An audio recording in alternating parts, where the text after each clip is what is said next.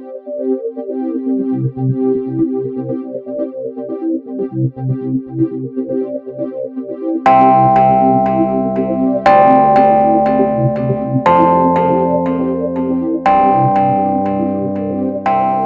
tell me about the color. What was your inspiration behind this? It's sort of. I just like the color. I like a purple blue. Yeah.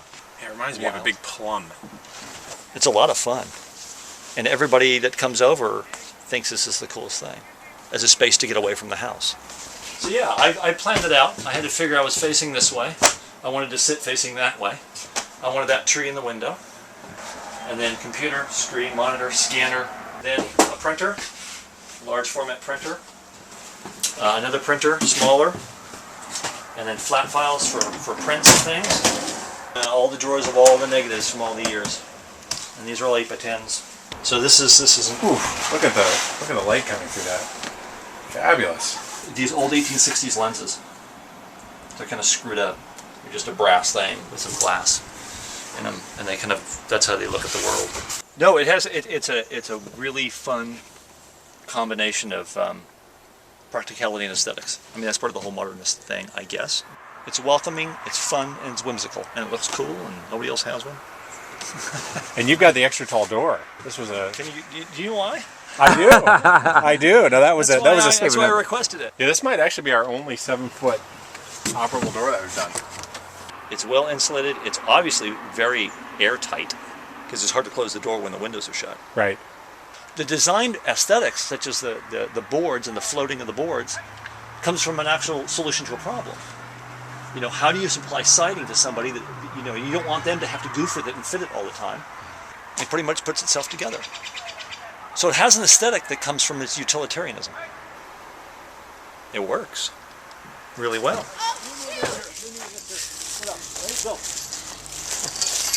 There is competition, which is fine. I think competition's good.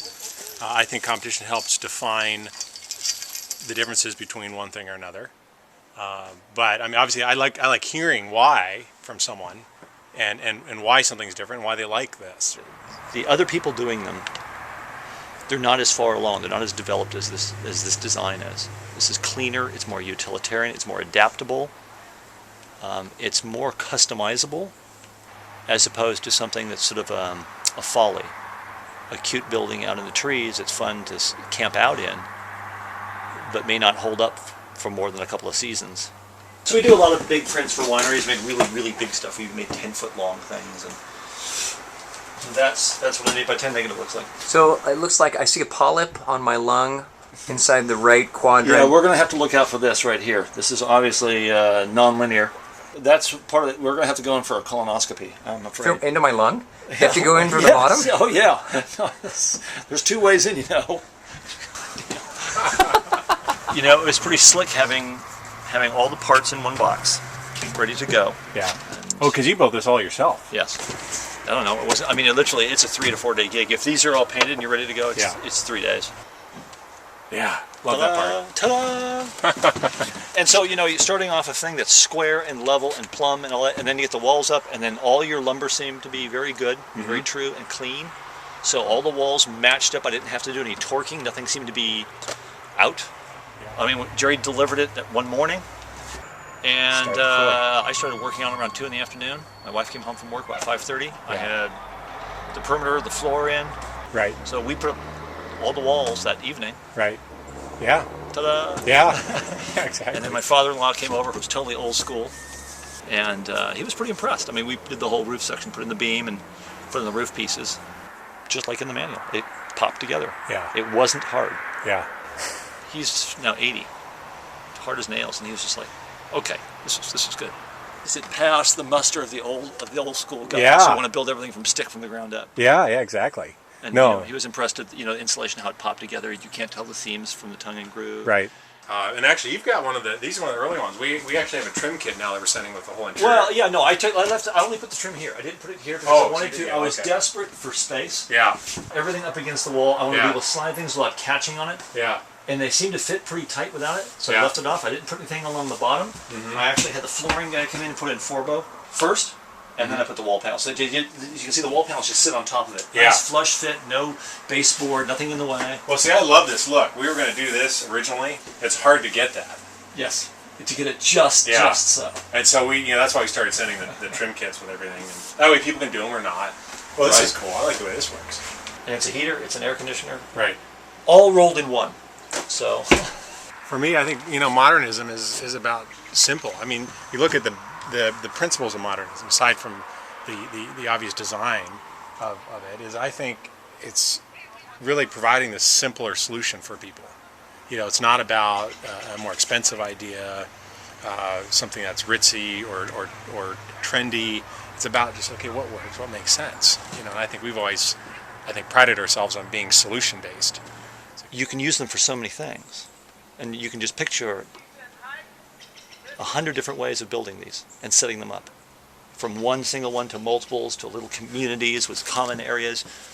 And with kids running around, I got 2 young kids, and then eventually it's a boy and a girl, and they had to have separate rooms. They're just at each other all the time. Right. So I needed to build something outside the house. We have the space for it, but taking 6 months to build something myself, to design it, find the materials, find the time, build it, was going to cost me more in downtime and trouble than buying something like this that goes up in 4 days. Which it would if I hadn't had to paint the boards. Because I didn't know the color quite yet, I had to tweak it in.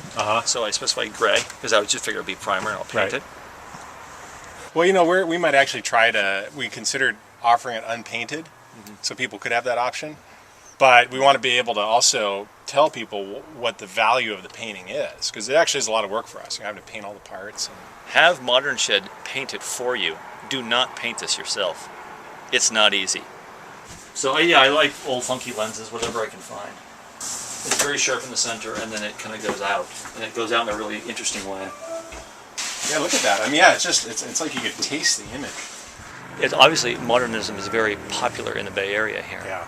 And you see a lot of stories about it. It slid a slippery slope away from utilitarian solution to a problem that was clean, and it slid into very cold, exotic spaces. They're hard and impractical. This is not hard and impractical. This is a completely practical building. And it's extremely warm and inviting and fun. It's got a whimsy to it. I mean, what more do you want? That's it. I needed a space to go work in, to be away from the rest of the household. And I also want something that feels good. This is sort of the least amount of material it takes to build a space of this size. That's the solution. There's nothing cleaner and simpler than this. This is it. It doesn't have a lot of fluffy things on it. Very much like the Vatican, I think, in that way. You think? Maybe we need we need an accessory pack for Modern Shed. Cupolas, maybe some onion domes. Ornamentation. Gargoyles? I'll bet you gargoyles would sell. I think just you would buy them. True. I'd put like 100 on it.